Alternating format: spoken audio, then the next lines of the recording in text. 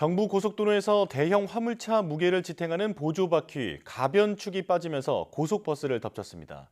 타이어를 교체한 지 얼마 안 됐거나 가변축을 자주 사용하지 않는 경우에는 소홀한 점검이 대형 사고로 이어질 수 있습니다. 우종훈 기자입니다.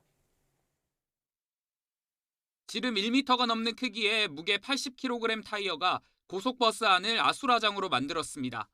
휴일 오후 손쓸 새도 없이 반대 차선에서 날아든 타이어에 60대 버스기사 등 2명이 숨지고 13명이 다치는 등 대형 사고로 이어졌습니다.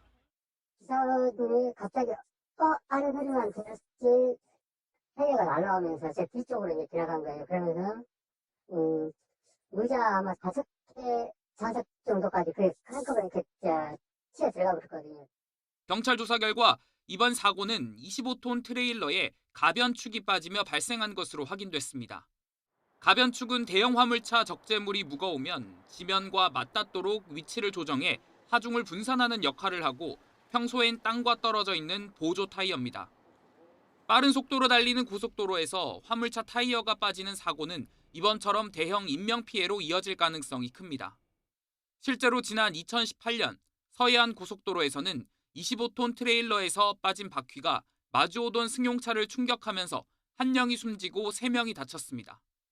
당시 화물차는 사고 사흘 전 타이어를 교체했는데 타이어가 차에 제대로 고정되지 않았던 걸로 드러났습니다. 재작년 10월 중부 내륙고속도로에서도 곡선 구간을 달리던 화물차에서 타이어가 떨어져 나와 다른 차량으로 아찔하게 굴러가는가 하면 남해고속도로에서는 화물차 바퀴가 빠지면서 오중추돌로 이어지기도 했습니다. 전문가는 타이어를 교체한 뒤 고정이 제대로 되지 않을 수 있어 변속 과정에서 이상 징후가 감지되면 반드시 운행을 멈추고 확인해야 한다고 조언합니다. 특히 평소 가변축을 자주 쓰지 않을 경우 점검 소홀로 바퀴가 빠지는 경우도 있다는 겁니다.